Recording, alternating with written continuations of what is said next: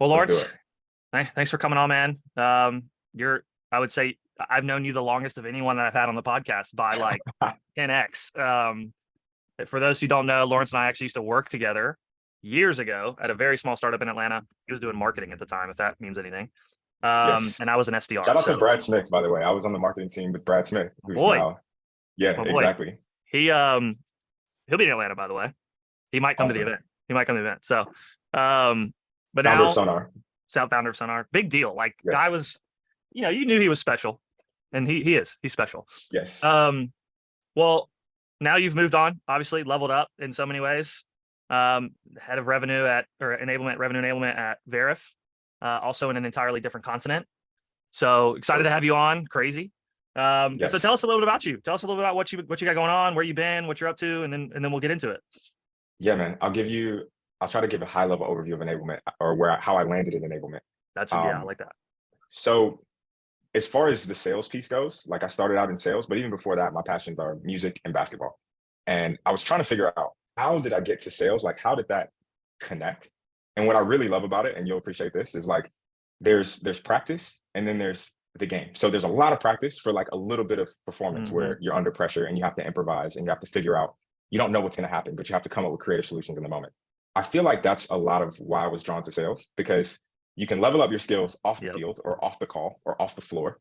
But then when you get on a call, you really don't know what's going to happen. And you have to take all the information that you've taken in, all the skills that you developed, and put them into practice in real time. So good. I've always been big on like learning, development, skill acquisition, because you can literally change your life just by stacking the right sets of skills. So good. And so getting into sales, my first sales role was at the Apple store in Perimeter Mall. I was front of the store. Crazy. Selling laptops and iPads and all that kind of stuff. But the cool thing is, like, Apple has a really definite process on how they sell things and how you're supposed to talk about things. So I really enjoyed just learning how to approach people, how to get over that fear of like asking someone why they came into the store. And within 6 months, I was one of our top sellers, and they were like, "We want you on this business specialist team." So what that meant is I was in the back of the Apple store, which meant I got to work 9 to 5, Monday through Friday, which was key. Way better. Yeah, or 9 to 6, I guess. But so I was still in the mall, but I was in the back of the store. I was on the phone, and I was selling to startups, small businesses, SMBs, who were buying a bunch of Apple products in bulk and needed custom software solutions on that product. So unlike front of the store, there was like zero playbook for how to sell in the back of the store or to SMBs. So I just kind of had to figure it out and wing it. I had a really cool sales manager who was just like took me under his wing. And yeah, I loved it. So from there, I learned how to sell really just by being curious and asking people about their companies, what they did. I didn't really have a sales process. I didn't understand like how to really go in for the ask or anything like that. I just built those relationships. And from there, my next question was, okay, well, why don't we have content? Because I just had a great conversation, but I have nothing to give this person when we get off the phone. So that took a pivot in my journey and took me to marketing. That's where we met. I worked as a marketing manager at a startup called Gather in Atlanta. Worked there for almost 2 years. And yeah, I was the marketing guy that always hung out with the sellers. So between sales, making content, or marketing, hanging with sales or doing events, I was trying to find that middle ground, and sales enablement really wasn't a thing at this time. So my only other like passion was learning and teaching and building skills. And so when sales enablement really began to rise, like, I don't know, maybe 2018, I really like dove deep into doing sales trainings and coaching and that kind of stuff. So when I moved to London, I connected with a company out here called UHubs that does a lot of great work. And they would contract me as a sales trainer I would come in and teach like a 3-day workshop on, let's say, Challenger sale to a startup company here or something like that. So I really just started studying all the methodologies, all the different processes. Like I really dove deep into that. And just over a year ago, I took a role as the head of sales enablement at Veriff. We built up the team from scratch. Now we have a team of 5, myself included. And it's been a lot of fun. We've got about 80 frontline reps. We support all of revenue. So SDR, CS, solutions, and AEs globally. And yeah, it's been a fun ride. It's really like the experience I was looking for was coming in and figuring out how to build sales enablement from the ground up. And yeah, now I just talk about what I learned and share it. And the enablement community has been so amazing. Everybody's just come out in full force, like added their 2 cents, helped me out with things. Like the conversations I'm having through LinkedIn have been really cool. So yeah, definitely my batch of weirdos for sure. Yeah. I always joke. I feel like I'm adopted into the family, even though I'm the sales rep in so many ways. I'm adopted into the enablement family, and I love it. It really is such like a close knit group of people who are crazy supportive. I mean, sales reps are very supportive of other sales reps, but it's different, right? It's like it's a very big group of people. Where the enablement community Right. is still pretty small, so it's very very tight knit. Like if you know one or two enablers, you know 100. It just Yeah. happens that way. I love it. I love it. Well, I'm glad to have you on, man, because honestly, your perspective is very fresh on enablement. I think, and we'll talk through this obviously, but in my opinion, enablement a lot of times can fall into the trap of being like glorified L&D. That sounds maybe harsh a little bit, but I think it's not. People don't do it intentionally. I think it just ends up happening when if they get into the wrong organization or they start saying yes to too many things within a new organization, they end up becoming kind of like this like checklist L&D enabler where all they focus on is onboarding and reducing ramp time, and that's it. And it becomes the antithesis of what a sales rep needs, right? And that's what's Right. frustrating for sales reps. That's why there's just a contentious relationship a lot of times. Whereas I think your perspective is very different, especially given you were, though different, you were on the front lines. I mean, you were Exactly. cold calling. I mean, if you cold call before, you know what you need and what you don't need, and It is. I think you It's have it. nerve-wracking. It's really It's different. like the psychological aspect to that is unlike anything else I've seen. So it's yeah, it's it's really cool. it's crazy, right? It's crazy. Well, let's get into it. So obviously, Voices of Enablement, the reason we do this in our main topic right now, which I think we might be shifting it soon. So you might be one of the last few to like actually dig into this a little bit, is times are crazy.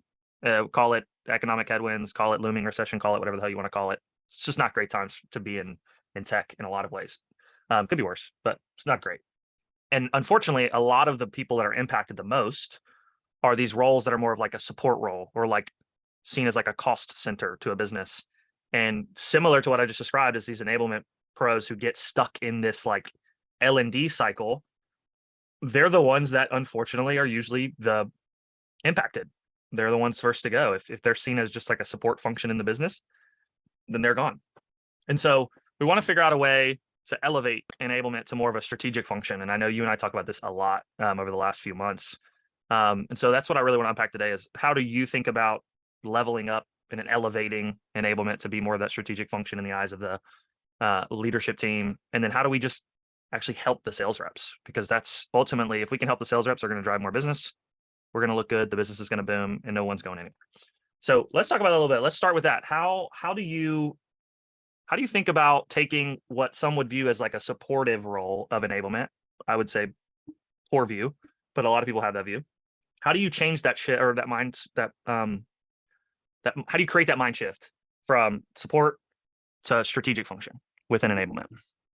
For sure. So I'll tell you a quick story and then I'll tell you how it applies. So when I started applying for this role over a year ago, like because I didn't have a ton of sales enablement specific background, I had a lot of interviews. Like I worked at a sales trainer, worked in sales, worked in marketing. So people were trying to figure out if I had the skill set to really come in and build something from scratch. Exactly. So I had like maybe 8 interviews. I met with our CRO, met with VPs, and I met with the CEO of the company. We had a really good conversation and he talked about how enablement was really like keeping him up at night. How do we like support our reps in the way that we need to? So we had a really good conversation. And typically that's the last interview. It's like, okay, you got it. If you've had this talk with the CEO, went well, you should have had it. And at the end of the call, he's like, there's one more person I actually want you to talk to before we make a decision. It's our CMO, Caroline. He's great. So I was like, uh-oh, that was a huge red flag for me because coming from a marketing background, I think it's great, but I didn't want to be under marketing. I wanted to sit under revenue. So I had a really amazing conversation with our CMO.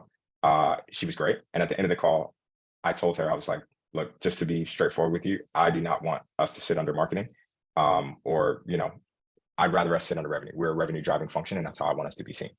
And I left that meeting and I was like, I don't know if I got the job. Yeah, I was like, I don't know if I got it. Yeah, fast forward, I did get the job and we had a great relationship working together. But I say that to say like how to position us as a strategic function is really like 2 things. One, starting with the numbers. I think about it as far as math problems and then people problems. And usually the higher up you go, the more focused on the math problems they are, the more detached from the people problems they are. Sad, but but true. if you can position it as these are the people problems that are stopping you from achieving those math problems. And the way you do that is if you're sitting in strategy world and even implementation world, that's great. But there's a gap between implementation and adoption. And a lot of teams will underestimate what that gap is, because not only do you have to do it well once, you have to make it a habit and do it every single time, to the point where you can't help but not see the business value that comes from that consistent action. So how I position an enablement is we're the bridge from implementation. Yes, we have all these new beautiful fields in Salesforce. Yes, we have all this great comp planner. We have this amazing new sales process. Sellers aren't going to care about that unless you show them that you can speak from their perspective and actually have a level of empathy that's going to inspire them to take action. So it comes down to communication, coaching, content, how that content's organized. It all fits in the stage of like, when I need this, then I care about it. If you built this course or you give me this piece of content when I don't need it, I'm not interested in it. So the way you make enablement a strategic function is really focusing on nothing that you're doing right now is going to be appreciated or actually going to yield any results that you're looking for if you don't have the ability to communicate to your team to get that stuff done. And there's only 3 reasons why someone's not doing something. Either they don't know what to do, they don't know how to do it, or they're not motivated to do it. And I posted about this a while back, but it's a red flag to me when I hear VPs or CROs say, our sales team's lazy. Because usually most salespeople are driven internally. They look for autonomy. They can do things on their own. Yeah, exactly. It's more of a situation where it's like, they're not put in the position to actually express that motivation. If I don't know what game I'm playing, I'm not going to overwork myself to a moving target. So once you put them in that position to actually understand that motivation, you're clear on your why, your mission, vision, values, and then you can show them the bridge of here's how what you're doing connects to the business. Then you're going to have some of the most motivated team ever. And then salespeople are actually really forgiving in terms of what they'll allow, because you can say, look, I know this sucks right now, but this is why we're doing this. If you can show me this over the next 3 months, we'll lift the training wheels and we'll get you back to where you need to be. Okay, cool. I can appreciate that. You see me as a business partner and we can work together. So just to reiterate, to answer the question, it's like the gap between adoption or implementation and adoption is way bigger than I think people really realize. And that's what we've got to help people understand.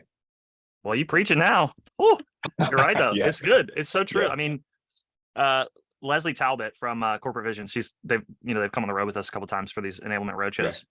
And I love her. She said something one time that struck me very, very relevant, which was, people say people are lazy, or like salespeople are lazy, but it's not that. It's the relevancy piece that we're missing, right? They're lazy when it doesn't matter, but they're not lazy when what you're talking about is relevant to them specifically. And she gave this example, like so shout out to Leslie. If you're, like watching Netflix, right? Like if you are in on that show, you could sit up and watch that show every episode until 2 a.m. in the morning, right? Why? Because in that moment, you are all in, right? That show to you is relevant. It is highly relevant, and that is what you're focused on. If you were to like introduce a new show in the middle of your current show, no chance you're watching it, right? You're not going to be bought in. It's what's in that moment that's relevant. So like a sales rep gets on a call, and the reason they get off that call and they start talking about things like it's a fire drill, like, oh my God, we got to have this. We got to have this. This customer needs this. Customer needs this. It's not because that rep thinks that that is all that they have to have, but it's because in that moment, that is what they know they need, right? And so to your point, like if you can create this new process or this new workflow or this new sales process or new methodology or new system or whatever you're rolling out, if you can create relevancy to the rep in that moment, how is this going to impact you and how is this going to benefit you right now? You got their attention. You definitely got their attention. Yeah. And it's hard. What you're talking about. Yeah. What you're talking about is context over content. 100%. How do you orient people to the things that they're looking for? When you're solving for a problem that they're in right now, we can create a course on how to deal with procurement, right? During negotiations. If I don't have a deal that's in the negotiation stage, I'm completely uninterested. The second I'm working on a deal that goes into negotiations with an enterprise company that has a procurement team that's busting my balls, now I'm running to that course and I'm consuming it within 15 minutes. 100%. 100%. So that's really what we need to show. It's good. It's really good. It's really good. All right. So let's take that a little bit and let's get a little more tactical, because I really like this train of thought. Okay. So you're in the business. You now have sales reps who are most likely not hitting quota right now. Some are really, really low. How do you coach, train, enable that just under quota kind of majority group in the business? What are you focusing on? What are you doing? What are some of those like daily habits that you're trying to form with your sales reps, and how are you trying to achieve that? Yeah.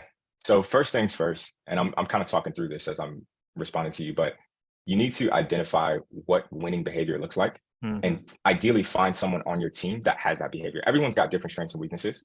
So whatever the behavior that's stopping them from winning, that's the one you need to solve for. And you need to find whether it's a gong video, whether it's an example from another rep. Even you can talk to that rep and say, hey, what are you doing in this situation? How can we replicate that across the team? We need to find what are those key behaviors. For instance, Good. examples might be having 3 or more engaged contacts into every Salesforce opportunity.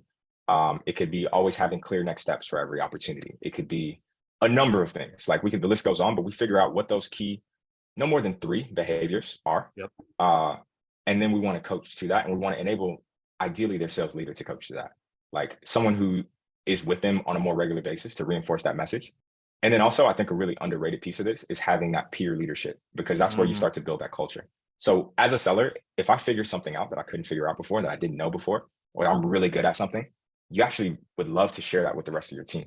So when you have that and you have someone who's in the trenches with you, going up against the same competitors with you, and they can tell you, look, this is how you do this. Those are the times, the messages that have stuck with me the most. So trying to enable their peers and their direct managers to support them in that are going to be the best things. And then after we've identified like maybe frameworks or any like templates that we can offer them, if we've done all 3 of those things, now, okay, let's pull up a training, or let's develop a training if we need to, or a coaching program or something like that.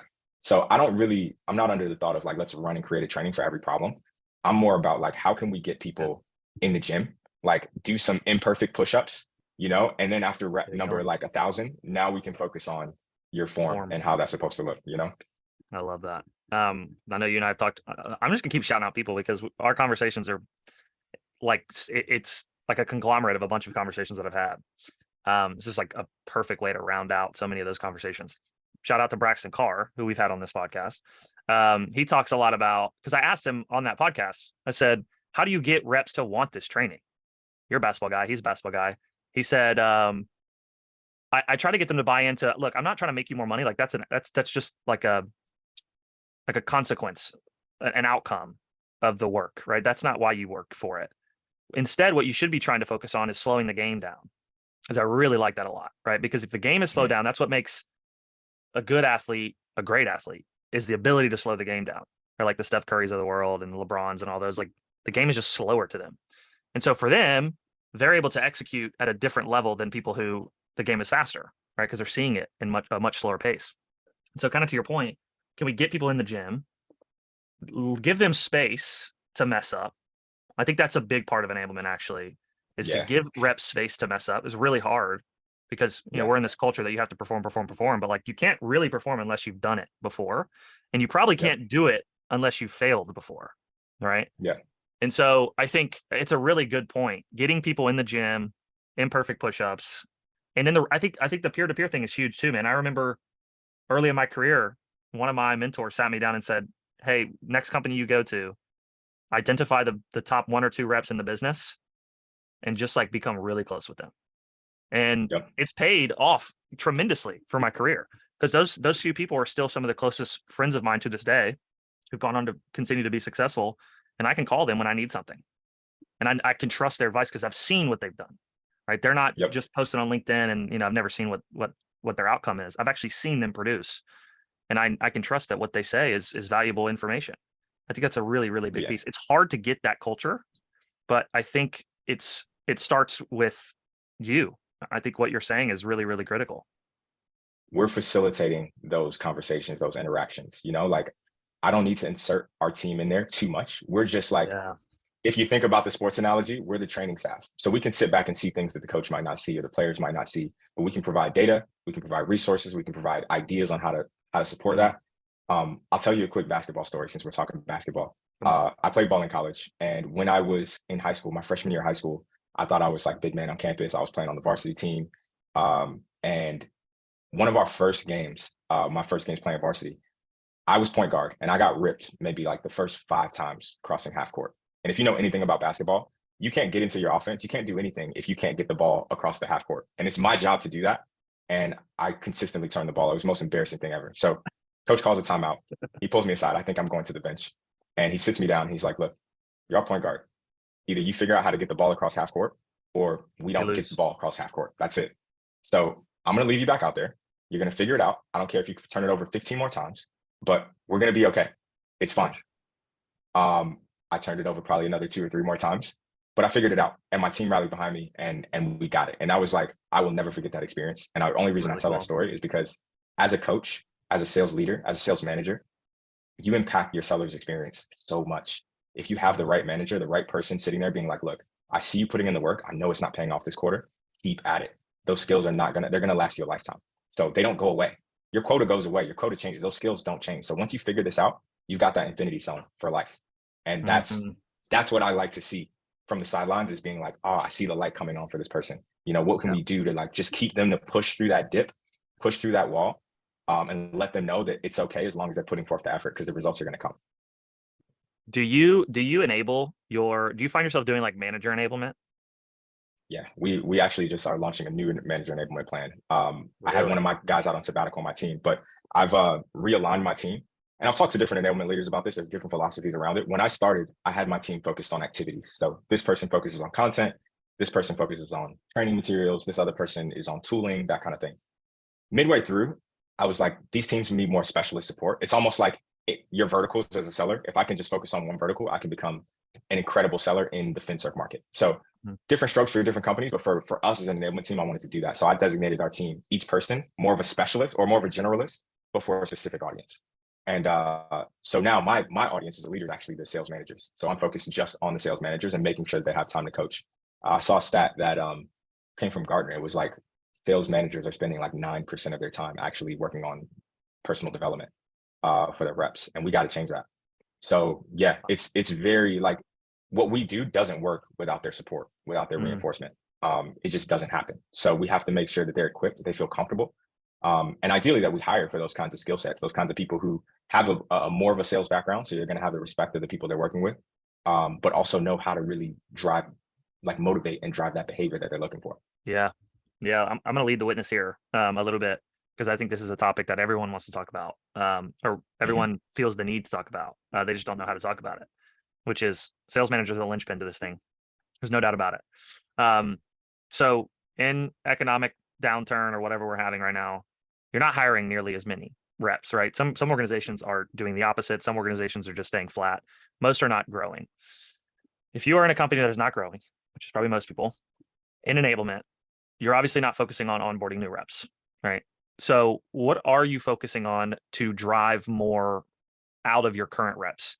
It sounds like to me, for your team, in a lot of ways, it's enabling their managers, frontline managers, to help, because that is critical to this. And then also just kind of providing space for the reps to get better. So tell me a little bit about what you're thinking about. Onboarding never really stops. Anytime we competency, a new process, it's going to go into our onboarding. But on top of that, what I'm really focused on right now is reducing some of the psychological load on our sellers, meaning we have a lot of changes that are rolling out on a not even weekly, like daily basis. There are changes happening with our RevOps team, new products, and I'm trying to get meetings off of their calendar. Like a lot of my work right now is being the gatekeeper to our sales team, because we have legal, we have product, we have RevOps, we have leaders, you know, our VPs. Everybody wants to get messages to the sellers, but A, if it's in Slack only, you might as well not have said it. B, if there are multiple different channels that it's coming through, like you want to be you need repetition, but you need to be strategic about how you do that. So just start with the main thing, keep the main thing, but also like I'm actually actively trying to remove meetings from my sellers' calendars, whether it's a sales weekly meeting, it's less one-to-ones, and make it more of an opt-in situation. Because as a seller, their job is simple, but it's not easy. So really you're either on a call or you're preparing for a call. So for a call, I want to make sure you have everything you need to prepare for that call. If you're on a call, I want to make sure you have all the resources in the moment to make sure that's the best conversation that we can have, because that's ultimately what we're looking for, is like having that trusted advisor consultant relationship with our. So good. I'm focused on. Really, really good. It's really good. I think saving your reps from just internal purgatory is huge. There's a lot of time spent on things that don't matter when internal meetings. And I like the way you said it. Your sales rep's job is simple, but it's not easy. It's, creating space, getting some of those responsibilities or things out of the way that maybe aren't nearly as impactful, and then, giving them the frameworks and the guidance to go and do what they need to do. And then finding the people to support them along the way, I think is exactly what has to happen. I love it. I love it.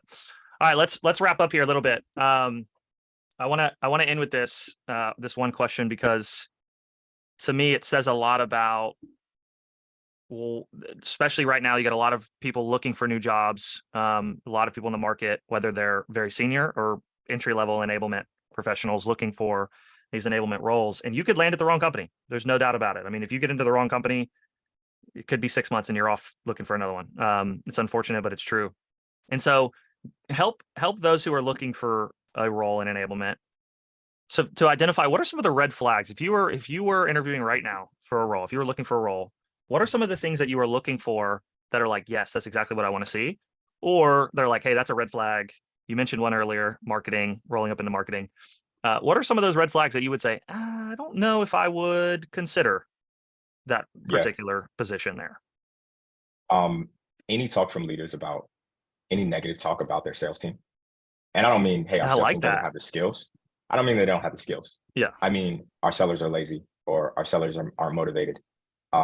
I want to see leadership taking responsibility for why sellers don't know what they need to know, or why they're not performing the way they want them to perform. Damn. If I see any bit of like shunning that responsibility, that's a red flag for me. Now, if it's about skills, if they can say we really need to get better at discovery, yeah, we can coach to that. That's fine. And I that's a green flag. If they actually know what skills we're trying to reinforce, what competencies, you can just call them skills. What are the things that indicate, what are the winning behaviors? What are the winning skills that we see from our best players? If they know that, that's a green flag. If they don't know it, it's not, I'm not completely like, okay, I'm out of here, but that means we have some work to do. And then also like cross-functional relationships. So like, how do you communicate with product marketing? How do you relate to RevOps? When I came in, I was actually, and this is a red flag, I didn't know it at the time, is I was reporting to our chief of staff at that time. So we had different chief of staff. We had an SVP. We weren't even called revenue, we were called commercial, but I was reporting to the chief of staff. So what does my career progression look like at that stage? I see a lot of enablement leaders, Whitney Syke, Kunal Pandya, a couple of like great enablers who are at the VP level. We're not at the C-suite level yet, but understanding what that career path looks like. Because yes, head of enablement is, I love it. And that's usually where a lot of people are starting. But what's the next level of that? Do you have an idea for what that career progression looks like? That's important for me. Those are the biggest ones. I think like that. As far as where enablement sits, we sit under RevOps right now, reports our VP of RevOps, which I think is good to have a close relationship with your RevOps team. There were times where I reported directly to the CRO. I think that was really helpful as well. Yeah, I see that pretty commonly now. Yeah, you want to make sure that there's a vision for what we're actually trying to change and how that ties to revenue. So having that understanding of like, we are similar to my marketing days, I think about it the same way. Okay, we're trying to change win rate, for instance. What are the key things that the levers that we can pull that we think are going to influence win rate right now? And let's test it over the next 3 months and see how that changes and see if we trend in the right direction. So having that outlook towards it of knowing, here's the numbers that we can influence, other than just, do we hit our target? It's good. That's good. Yeah. Simplifying it in so many ways, also aligning to the business outcomes that have been expressed by leadership. Is it going to make your job easier? It's going to make approvals easier. It's going to make your sales reps look better. It's going to make you look better. I think that's a big piece of it for sure. Yeah. Well, Lawrence, seriously, thanks for coming on. This was awesome. I should have had you on earlier. Honestly, I don't know why it took so long to have you on. Nah, man, I appreciate it. I'm going to have you on again at some point. I'm excited to see you in Atlanta, dude. It's been too long. I'm glad you're going to be there. It's going to be good. Let's stay in touch. I'm going to have you on again at some point when we change topics. I want to eventually do it. Actually, I'm going to get your thoughts on this. I want to do a series where I interview enablement with a seller and get a seller's thoughts on enablement.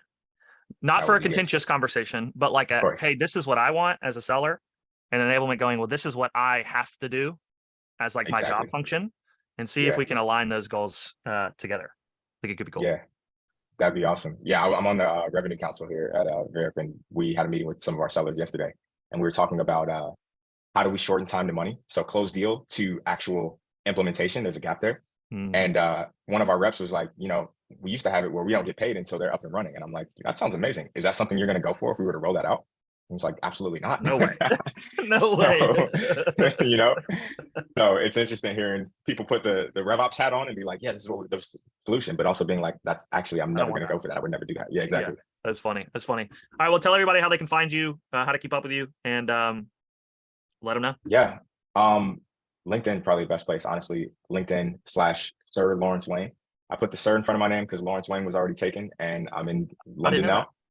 So if you get knighted, you officially get a Sir in front of your name. So I'm just preemptively knighting myself, and you can find me as Sir Lawrence Wayne. That's the best place to find me. Yeah. I love it. I love it. All right, Lawrence, thanks again, man. We'll stay in touch, and I'll see you in a couple weeks. Awesome. I'll see you soon, man. Take care. Later. Yeah, peace.